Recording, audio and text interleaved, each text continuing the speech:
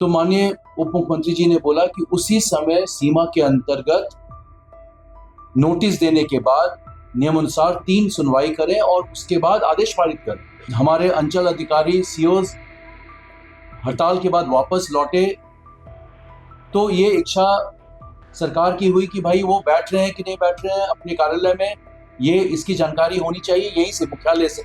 तो एक control and command centre हम लोग ने बना लिया है, जिसके अनुसार हम लोग ने सभी अंचल में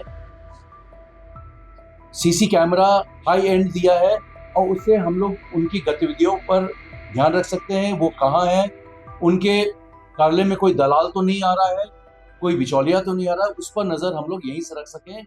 अंचल कार्यालय में घूमने वाले दलालों को बड़ा झटका लगने वाला है और इन दलालों के साथ मिलकर आम लोगों से उगाही करने वाले अंचल के अधिकारियों को भी बड़ा झटका लगने वाला है। विजय सिन्हा ने ऐलान कर दिया है, बिहार सरकार ने ऐलान कर दिया है कि अब सभी अंचल कार्यालय में सीसीटीवी कैमरे लगाए जाएंगे। कौन आ रहा है, कौन जा रहा है, कौन क्या बातें कर रहा है, सब पर नजर रखी जाएगी। क्या अधिकारी आम लोगों की बात सुन रहे हैं या नहीं, कैसे समझा रहे हैं, इन तमाम चीज़ों की मॉनिटरिंग की जाएगी, वो भी बिहार की राजधानी पटना से। ये बड़ी खबर है, विजय सिन्हा ने अभी बड़ा ऐलान कर दिया है। जो विभाग के राजस्व विभाग के सचिव हैं वो क्या कुछ कह रहे हैं, आप खुद ये पूरा वीडियो देखिए। डीसी लाल की बैठक जो 101 सब डिविजन्स में है, वो सुबह 9 बजे से लेकर अभी 12:30 बजे तक अभी चल ही रही है। और माननीय मंत्री जी ने ये निर्देश दिया उन्हें कि जितने भी लंबित वाद हैं वो समय के अनुसार निष्पादन करें। जैसे कि म्यूटेशन वाद का जो अधिकतम समय है वो 75 दिन का पहले से निर्धारित है।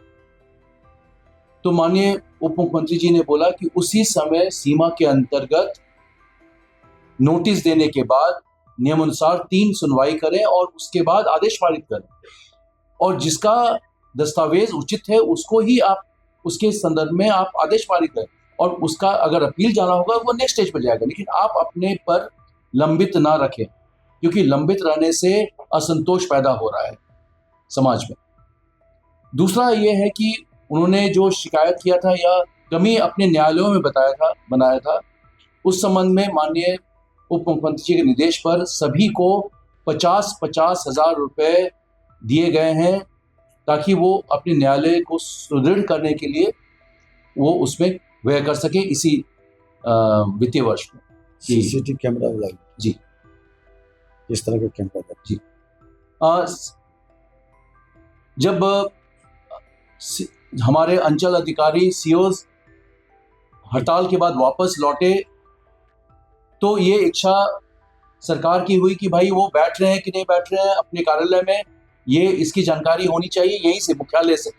तो एक कंट्रोल एंड कमांड सेंटर हम लोग ने बना लिया है, जिसके अनुसार हम लोग ने सभी अंचल में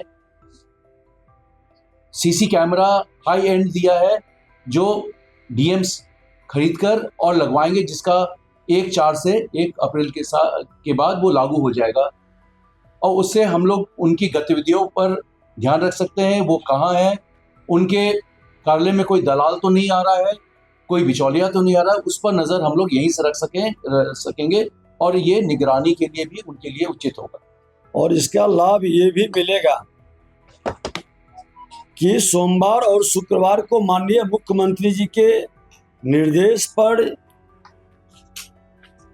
जो जन कल्याण संवाद के तहत लोग आएंगे, तो वैसे लोगों को सीसीटीवी कैमरे के देख रेख में सुनवाई भी होगी, थाना प्रभारी और अंचलाधिकारी की मौजूदगी में, और आने वाले आगंतुक के लिए बैठने की व्यवस्था, पेयजल की व्यवस्था, शौचालय की व्यवस्था भी हमने सुनिश्चित करने के लिए कहा है, ताकि हमारे बिहार की जनता, बिहार के लोग की समस्या का समाधान सरकार कर सके और हम सुशासन से समृद्धि की ओर विकसित बिहार बना सके।